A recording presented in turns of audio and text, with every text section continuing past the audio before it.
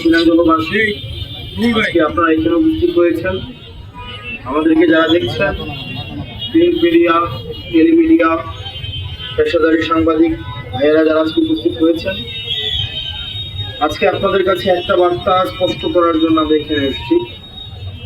আপনারা 22শে মে থেকে আপনারা ঝিনাইদহ যেভাবে অপশাসন, বিএনপি যেভাবে বিরোধী দলীয় মত এবং পথ দমনের পন্থা অবলম্বন করেছে, সেটা আপনারাই সাক্ষী। আপনারা দেখেছেন 22শে মে আমাদের এনসিপি কেন্দ্রীয় যুগ্ম আমাদের মুখ্য সমন্বয়ক জনাব নাসির উদ্দিন পাটোয়ারি এবং যুগ্ম সদস্য সচিব তারেক রেজা সহ স্থানীয় এনসিপি নেতৃবৃন্দ, ছাত্রশক্তি, যুবশক্তি নেতৃবৃন্দের উপরে কিভাবে মসজিদের মধ্যে ঢুকে মসজিদের কম্পাউন্ডের বাহিরে কিভাবে নগ্নভাবে তাদেরকে হামলা করেছে, তাদেরকে হামলা করে তাদেরকে ভিকটিম বানিয়ে আবার তাদের বিরুদ্ধে মামলা দিয়েছে। একদম সেম আওয়ামী প্যাটার্ন। আওয়ামী লীগের সময় আমরা দেখতাম ছাত্রলীগ, যুবলীগ, বিএনপির নেতা কর্মীদের উপরে হামলা করত, হামলা করে আবার তাদের বিরুদ্ধে মামলা করত। একই পন্থায় আমাদের এনসিপি যুবশক্তি এবং ছাত্রশক্তির উপরে হামলা করে আবার তারা মামলা দিয়েছে। অন্যদিকে আমরা দেখলাম যখন আমাদের এনসিপির নেতৃবৃন্দ মামলা দেওয়ার জন্য থানায় গেল, আমরা দেখুন দীর্ঘ 8 ঘন্টা অপেক্ষা করতে হল। বিভিন্ন ভাবে সময়ক্ষেপণের মধ্য দিয়ে এনসিপির মামলা যতক্ষণ না পর্যন্ত উপর থেকে রিমোট কন্ট্রোল পরিচালিত না হয়েছে, ততক্ষণ পর্যন্ত এই স্থানীয় প্রশাসন, পুলিশ কিন্তু মামলা নেয়নি। অথচ আমরা দেখলাম ছাত্রদলের মামলা পুলিশ তড়িৎ গতিতে মামলা নিয়েছে এবং এনসিপি, ছাত্রশক্তি এবং যুবশক্তির নেতাকর্মীদেরকে গণহারে গ্রেফতার করছে, বাসায় অভিযান চালাচ্ছে, ডিবি সাদা পোশাকে তুলে নিয়ে যাচ্ছে এবং আরো ভয়ঙ্কর বিষয় এবং আতঙ্কের বিষয়, ডিবি সাদা পোশাকে তুলে নেওয়ার পরেও দায় স্বীকার করছে না। এবং এটা খুবই, আমরা আওয়ামী লীগের সময় যেভাবে দেখতাম বাসা থেকে সাদা পোশাকে তুলে নিয়ে যায়, বয়ানকে সেভাবে তুলে নিয়ে যাওয়া হয়েছে, আশিককে একইভাবে তুলে নিয়ে যাওয়া হয়েছে। আমরা দেখলাম গতকাল আশিকের আইনজীবী থাকা অবস্থায় আমরা দেখলাম ওয়েনকে কোর্টে প্রসিড করা হয়নি। আমরা দেখলাম কোর্টের সময়, আদালতের সময়, অফিসিয়াল সময় শেষ হয়ে যাওয়ার পরে কোর্টে ওয়েনকে প্রবেশ করানো হয়েছে এবং তার জামিন নামঞ্জুর করা হয়েছে। অন্যদিকে আজকে আমরা দেখলাম আশিকের আইনজীবীকে বাংলাদেশের কোর্ট প্রাঙ্গণে, আইনমন্ত্রীর এলাকার কোর্ট প্রাঙ্গণে আশিকের আইনজীবীকে ঢুকতে বাধা দেওয়া হয়েছে।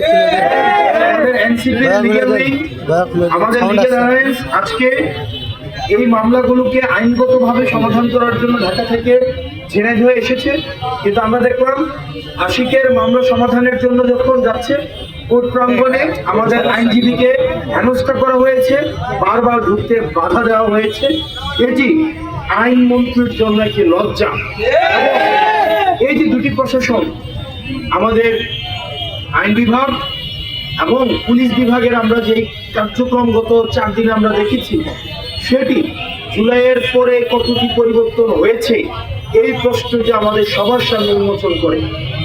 আমরা জুলাইয়ের পরে আশা করেছিলাম একটি স্বাধীন, নিরপেক্ষ, দল নিরপেক্ষ এবং লফুল একটি পুলিশ বাস্তবায়ন হবে। আমরা অথচ দেখলাম পুলিশ সদস্যরা প্রধানমন্ত্রীর সামনে বক্তব্য দেয় তারা একটি নির্দিষ্ট দলের চেতনায় উজ্জীবিত এবং এই দলের সাথে তারা কখনোই কোনো কম্প্রোমাইজ করবে না। পুলিশ তো কোনো দলের হওয়ার কথা ছিল না। পুলিশ বিএনপিরও হবে না, পুলিশ জামাতেরও হবে না, পুলিশ এনসিপিরও হবে না। পুলিশ হওয়ার কথা হচ্ছে বাংলাদেশের জনগণের। যেটি আইনগত বিষয় সেটা আইনগতভাবে সমাধান করবে। আমরা কিছু দেখলাম সরকার দলীয় আদেশের অপেক্ষায় থেকে পুলিশ আবারও আওয়ামী লীগের সময় যেভাবে সরকার দলীয় নির্দেশ বাস্তবায়নের স্থানীয়ভাবে পেটুয়া বাহিনী হিসেবে কাজ করত, একইভাবে পুলিশ এখন পেটুয়া বাহিনীর ভূমিকায় অবতীর্ণ হচ্ছে। পুলিশ সদস্যদের একটা অংশ আমাদের কাছে দুঃখ প্রকাশ করে, আমাদের কাছে তাদের অসহায়ত্ব প্রকাশ করে, তাদের পোস্টিং প্রমোশন এবং পদায়নের ভয় দেখিয়ে তাদেরকে আবার দলীয়ভাবে লাঠিয়াল বাহিনী হিসাবে ব্যবহার করতে চাচ্ছে। পুলিশ বাহিনীর ভাইদের কাছে আহ্বান জানাবো, আপনারা এই পেশায় আপনাদের দক্ষতা, আপনাদের মেধা, আপনাদের যে ট্রেনিং এর মধ্য দিয়ে এসেছে, আমরা আপনাদেরকে আহ্বান জানাবো, আপনারা 5ই আগস্ট এবং জুলাইয়ের কথা মনে রাখুন। বাংলাদেশের জনগণের সাথে বিরুদ্ধে গিয়ে আওয়ামী লীগের দলদাস হয়ে পুলিশের যে পরিণতি হয়েছিল, আমরা বিশ্বাস করি আপনারা পুলিশকে সেই দিকে ঠেলে দিবেন না। পুলিশ জন আকাঙ্ক্ষার বিরুদ্ধে অবস্থান নিবে না। দ্বিতীয়ত, আইন বিভাগকে আমরা দেখলাম আবার বিএনপি আবার দলীয়করণ করার চেষ্টা করেছে। সেই দলীয়করণের অংশ হিসেবে আমরা দেখলাম বিচার বিভাগের যে সচিবালয়, সেই সচিবালয়কে বিলুপ্ত করে দিয়ে বিচার বিভাগকে দলীয়করণ প্রাতিষ্ঠানিকভাবে করার চূড়ান্ত সাংবিধানিক নিষ্পত্তি বিএনপি করেছে, এবং এটা আমাদের জাতির জন্য লজ্জার।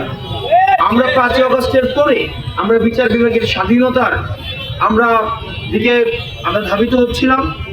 সেটির অংশ হিসেবে আমাদের বিচার বিভাগের আলাদা সচিবালয় করা হয়েছিল, কিন্তু আমরা দেখলাম বিএনপি এসে আবার আওয়ামী লীগের পথে হাঁটছে। এই সচিবালয় বিলুপ্তি করে দিয়ে এই বিচার বিভাগকে আইন মন্ত্রণালয়ের অধীনে নিয়ে এসে বিচার বিভাগের স্বাধীনতা হরণ করেছে। আবার পোস্টিং প্রমোশনের এই অজুহাতে এই পোস্টিং প্রমোশনকে ওয়েপনাইজ করে বিচারকদের স্বাধীনতাকে ক্ষুণ্ণ করেছে, এবং সেটির মহড়া আমরা ঝিনাইদহ দেখতে পাচ্ছি। বিচারকরা স্বাধীনভাবে, আমাদের মনে হয় না এই যে কর্মকাণ্ডগুলোকে যদি আমরা বিশ্লেষণ করি, আমাদের মনে হয় না বিচারকের রায় বিচারালয়ে বসে হয়। আমাদের মনে হয় সেটাও ঢাকা থেকে সেটার রিমোট কন্ট্রোল পরিচালিত হয়। আইনমন্ত্রী যে ধরনের নির্দেশনা দেয়, আমাদের রাজনৈতিক বিশ্লেষণ বলে সেই ধরনের রায় আবার কোর্ট থেকে সেটাকে আবার প্রেস কনফারেন্সের মধ্যে শুধুমাত্র বিচারকরা স্পোক্সপারসন হিসেবে আইনমন্ত্রী যেমন রায় দেন, লিখে দেন, সেটাকে বিচারালয়ে আমরা দেখেছি। আমাদের কাছে মনে হচ্ছে বিচারকরা সেই রায়টাই পড়ে শোনান। প্রিয় সাংবাদিক বৃন্দ, ঝিনাইদহ শুধু একটা টেস্ট কেস, এটা সারা বাংলাদেশের পরিস্থিতি। আমরা সারা বাংলাদেশে দেখতে পাচ্ছি আইন শৃঙ্খলার চরম অবনতি হয়েছে। আমরা সারা বাংলাদেশে দেখতে পেলাম আমাদের হামে শিশু মারা যাচ্ছে, ইউমেনিয়ায় শিশু মারা যাচ্ছে, শিশুদেরকে ধর্ষণ করা হচ্ছে। একই সাথে সাথে আমরা দেখতে পেয়েছি বিএনপির নেতারা ফোন কলে বলছে নেতৃবৃন্দদের তাদের 15 বয়সী কিশোর যুবতীদেরকে সেন্ট্রাল থেকে নেতা আসবে তাদেরকে মনোরঞ্জন করার জন্য। এই দেশের সরকার দলীয় দলের একটা স্থানীয় নেতা কেন্দ্রীয় নেতাদের মনোরঞ্জনের জন্য 15 বয়সী নারীদেরকে তৈরি করে রাখতে তৃণমূলকে নির্দেশ দেয়।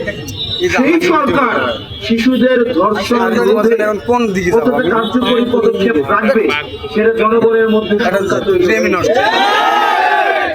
সেজন্য সরকারের কাছে আহ্বান থাকবে, ঘর থেকে সাফ কার্যক্রম পরিচালনা করুন। আগে ঘর সংশোধন করুন, আগে দল সংশোধন করুন। দল সংশোধন করলেই তারপরে এই যে আইন বিভাগকে যেভাবে আপনারা দলীয়করণ করেছেন, এইটাকে আপনারা দলীয়করণ না করে সেটাকে স্বাধীন করে দিন। তাহলে এই যে বিচার বিভাগের উপর আস্থা হারিয়েছে, আমরা দেখলাম রামিসার বাবা প্রেস কনফারেন্সে বলছে যে এই বিচার বিভাগের উপর আমাদের কোনো বিশ্বাস নাই। কারণ বিশ্বাস কিভাবে থাকবে? কারণ বিচার বিভাগ, শাসন বিভাগ, আইন বিভাগ সেটা একভাবে আওয়ামী লীগের সময় যেভাবে গণভবন থেকে পরিচালিত হতো, ঠিক একইভাবে গণভবন থেকেই যেন পরিচালিত হয় সেটারই আয়োজন করা হচ্ছে। আমরা দেখলাম সব জায়গায় দলীয়করণ করা হচ্ছে নগ্নভাবে, সেটা বিশ্ববিদ্যালয় কিংবা বিসিবি কিংবা বাংলাদেশ ব্যাংক কিংবা ইসলামী ব্যাংক কিংবা বাংলাদেশ সব ব্যাংক কিংবা গরু বাজার, কোনো কিছুই বাদ যাচ্ছে না দলীয়করণ করা হতে। নগ্নভাবে যোগ্যতাকে পাশ কাটিয়ে শুধুমাত্র দলীয় পরিচয়কে প্রাধান্য দিয়ে আমরা বইতে দেখলাম যাকে ভিসি দেওয়া হয়েছে। আমরা নোয়াখালী বিজ্ঞান ও প্রযুক্তি বিশ্ববিদ্যালয়ে দেখেছি, আমরা বাংলাদেশের বিভিন্ন বিশ্ববিদ্যালয়ে দেখেছি, সেখানে যোগ্যতা এবং গবেষণাকে পাশ কাটিয়ে শুধুমাত্র দলীয় আনুগত্যকে একমাত্র ক্রাইটেরিয়া ধরে সেই বিশ্ববিদ্যালয়কে ভিসি দেওয়া হয়েছে। আমরা দেখলাম বাংলাদেশ ব্যাংকে, ইসলামী ব্যাংকে গতকাল একজনকে চেয়ারম্যান বানানো হয়েছে, যিনি জুলাইয়ে আওয়ামী লীগ দ্বারা আমরা দেখেছি আওয়ামী লীগের নিয়োগকৃত একজনকে, যিনি আওয়ামী লীগ নিয়োগ দিয়েছিল বাংলাদেশ ব্যাংকে, যিনি জুলাই বাংলাদেশ থেকে পলায়ন করেছিল, তাকে এসে বিএনপি সরকার এখন ইসলামী ব্যাংকের চেয়ারম্যান হিসেবে পদায়ন করেছে। এগুলো হচ্ছে অ্যাসালন কোটায়। এই যে অর্থমন্ত্রী, আমরা জানি অর্থমন্ত্রী এবং আমাদের স্বরাষ্ট্রমন্ত্রীর মধ্যে এক ধরনের পাওয়ার কন্টেস্ট চলছে।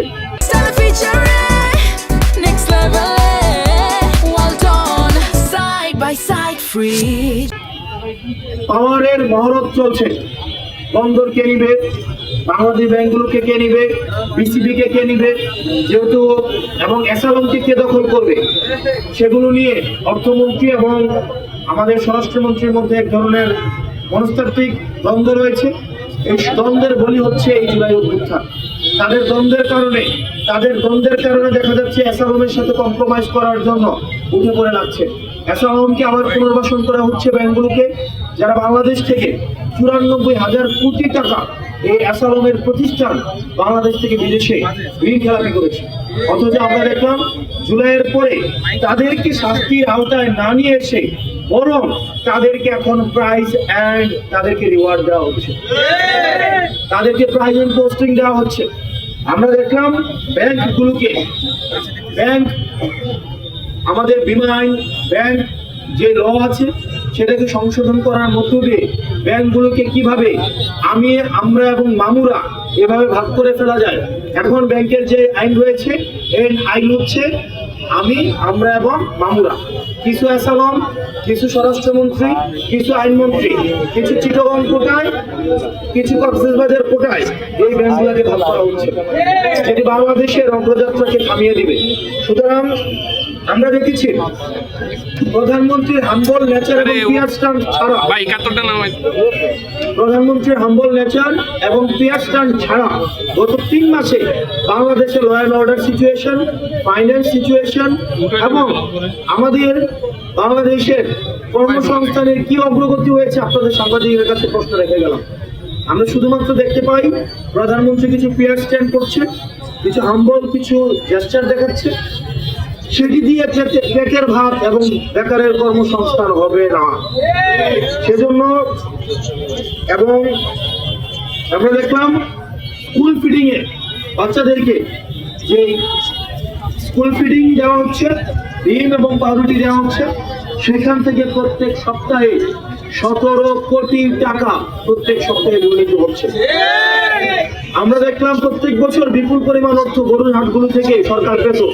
আমরা দেখলাম ইজারা ছাড়া, টেন্ডার প্রক্রিয়া ছাড়া, যথাযথ নিয়ম না মেনে এগুলো হচ্ছে বিএনপির আমরা এবং মামুরা কোটায় বিএনপির যারা নেতৃবৃন্দ আছে তাদেরকে ভাগ করে দেওয়া হয়েছে। ঝিনাইদহবাসী এবং বাংলাদেশবাসী আমরা দেখলাম এই যাত্রাকে সামনে রেখে, এই যে যাত্রা রয়েছে, ঈদের যাত্রাকে সামনে রেখে আবার বাসগুলো ভাড়া বাড়িয়ে দিচ্ছে। 1000 টাকা 1700 টাকা নিচ্ছে, 1700 টাকা 2200 টাকা নিচ্ছে, এবং সেটি হচ্ছে সমঝোতার ভিত্তিতে। বিএনপি অবশ্য চাঁদাবাদী শব্দটা বলতে তারা হয়তো শরম পায়, সেজন্য তারা এটাকে সমঝোতা বলে। তারা সমঝোতার ভিত্তিতে এই যে যাত্রীদের ভোগান্তি দেখার কেউ নেই। আমরা দেখতে পেলাম 1000 টাকা 1400 টাকা 1500 টাকা 1700 টাকা 2200 টাকা পর্যন্ত নিচ্ছে। জনগণের আকুতি দেখার কেউ নেই। এই সরকার হয়ে গিয়েছে আসামের সরকার, এই সরকার হয়ে গিয়েছে আবার যারা বাংলাদেশ থেকে দীর্ঘ 17 বছর লুট করেছে তাদের সরকার। এই সরকারকে জনগণ থেকে হাইজ্যাক করে নিয়েছে আসাম, এই সরকারকে জনগণ থেকে হাইজ্যাক করে নিয়েছে চিটাগং কোটা এবং কক্সবাজার কোটা। এবং আইনমন্ত্রী এবং অর্থমন্ত্রীর এই যে দুইজনের পাওয়ার স্ট্রাগল, এই পাওয়ার স্ট্রাগলের বলি হচ্ছে আমরা। সেজন্য আমরা দেখলাম কিছুক্ষণ আগে আমাদের সহযোদ্ধাকে কিছুক্ষণ আগে আমরা দেখলাম যে আশিককে 2 দিনের রিমান্ড দেওয়া হয়েছে, যেখানে আমরা যাদেরকে মামলা দিয়েছিলাম তাদের মধ্যে অনেকেই বুক ফুলিয়ে ঘোরাফেরা করছে ঝিনাইদহে। তাদেরকে পুলিশ দূরে থাক, তাদেরকে ঘন দুধ চা দিয়ে টুস বিস্কুট থানায় বসে সেই সব ছাত্র দলের নেতাদের সাথে ওসি থানায় বসে তাদের সাথে দুধ চা এবং টুস বিস্কুট খায়। অথচ আমাদের নেতা কর্মীদেরকে বাসা থেকে নিরীহ ভাবে অপরাধ না করা সত্ত্বেও বাসা থেকে বাসা ভেঙে তুলে নিয়ে আসা হচ্ছে। এই যদি চলতে থাকে বিএনপির সরকার, তাহলে সরকারকে স্পষ্ট করতে হবে এগুলো কি তাদের প্ল্যান কিনা। আমরা দেখলাম বিএনপির 25শে ডিসেম্বর বিএনপির বর্তমানে সরকার দলীয় প্রধানমন্ত্রী উনি এসে বলেছিলেন আই হ্যাভ এ প্ল্যান। এখন ওনার প্ল্যানের অংশ কিনা আইন বিভাগকে দলীয়করণ করা, ওনার অংশ কিনা বিচার বিভাগ থেকে শুরু করে গরুবাজার পর্যন্ত দলীয়করণ করা, ওনার অংশ কিনা বিশ্ববিদ্যালয় থেকে ক্রিকেট বোর্ড পর্যন্ত সবগুলোকে দলীয়করণ করা, এগুলো ওনাদের অংশ কিনা এই প্ল্যানকে স্পষ্ট করতে হবে। এই প্ল্যান আমরা দেখলাম আদতে সরকারের হাতে কোনো প্ল্যান নেই। এই সরকারকে অর্ধেক হাইজ্যাক করে নিয়েছে আওয়ামী লীগ, অর্ধেক হাইজ্যাক করে নিয়েছে প্রশাসন, অর্ধেক হাইজ্যাক করে নিয়েছে মিলিটারি, আর কিছু অংশ হাইজ্যাক করে নিয়েছে আসাম। অর্থাৎ এই সরকারের হাতে আর এই সরকারটা নাই। এই সরকারের ভিতরে অনেকগুলো সরকার নানা ভাগে এই সরকারকে ভাগ করে নিয়েছে। সুতরাং এই সরকার যদি মনে করে দেশটাকে যথাযথভাবে পরিচালনা করতে হবে, তাহলে তারা জনগণের কাছে ফিরে আসতে হবে। আসামের কাছে ফিরে গিয়ে সরকার টিকিয়ে রাখা যায় না। আসাম যদি সরকার টিকিয়ে রাখতে পারতো তাহলে আওয়ামী লীগকে টিকিয়ে রাখতে পারত। যদি প্রশাসনের দুষ্ট অংশ, প্রশাসনের সবাই না, আমাদের দুষ্ট অংশ যদি সরকারকে টিকিয়ে রাখতে পারতো তাহলে 5ই আগস্ট হতো না। যদি ব্যবসায়ীদের দুষ্ট অংশ সরকারকে টিকিয়ে রাখতে পারতো তাহলে 5ই আগস্ট হতো না। সেজন্য এই সরকার জনগণের যদি হতে না পারে তাহলে সরকারের প্ল্যানের মধ্যে এটাও থাকা উচিত, জনগণ যদি রাস্তায় নেমে আসে।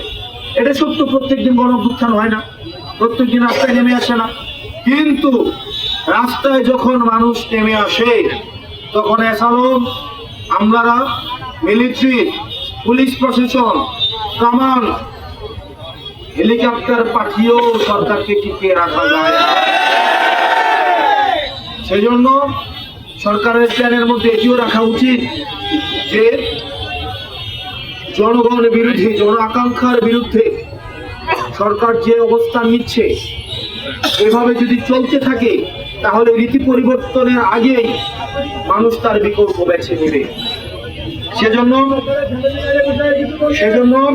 আমরা বলেছি সরকার যে কার্ডগুলো দিচ্ছে এই কার্ডগুলো কিছুদিন পরে উলু খেলা ছাড়া আর কোনো কাজে লাগবে না।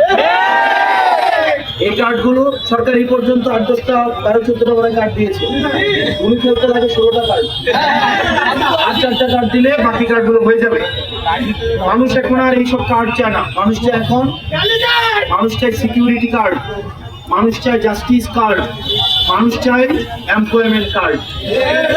মানুষকে আপনারা এমপ্লয়মেন্ট কার্ড যদি না দেন, মানুষ জাস্টিস কার্ড চায়, মানুষ সুবিচার চায়, মানুষ কর্মসংস্থান চায়, মানুষ এখন নিরাপত্তা চায়।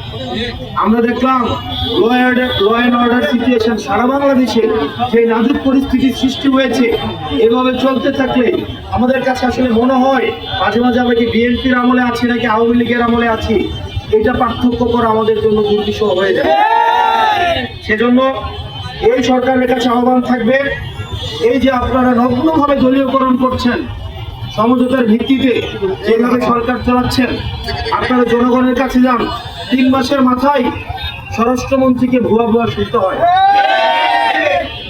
3 মাসের মাথায় আমরা তো পুলিশ প্রটোকল ছাড়া, পুলিশ তো আপনাদের সামনে থাকে পুলিশের গাড়ি, আর এখন পুলিশের গাড়ি আমাদের পিছনে থাকে, আমাদেরকে এখন দড়ির উপরে রাখে, আর আপনাদের সামনে থাকে পুলিশের গাড়ি 3টা। পুলিশের 3টা গাড়ি সামনে থাকার পরে জনগণ আপনাদেরকে ভুয়া ভুয়া বলে। তার মানে পুলিশের গাড়িটা যখন সামনে থেকে পিছনে যাবে তখন পরিণত কি হবে চিন্তা করেন তো একবার। মাত্র 3 মাস। সুতরাং জনগণ কি চায় সেটা শুনেন, জনগণ কি চায় সেটা শুনেন। বিরোধী দলকে দমন এবং নিপীড়নের যে আওয়ামী পন্থা আপনারা বেছে নিয়েছেন, এই পন্থা কাজ করবে না। এবং গণভোট আপনারা 70% জনগণের বিরুদ্ধে আপনারা গিয়েছেন। আপনারা মনে করেন জনগণ বোকা, আপনাদের দলের মানুষ ফ্রাস্ট্রেটেড আপনাদের উপরে।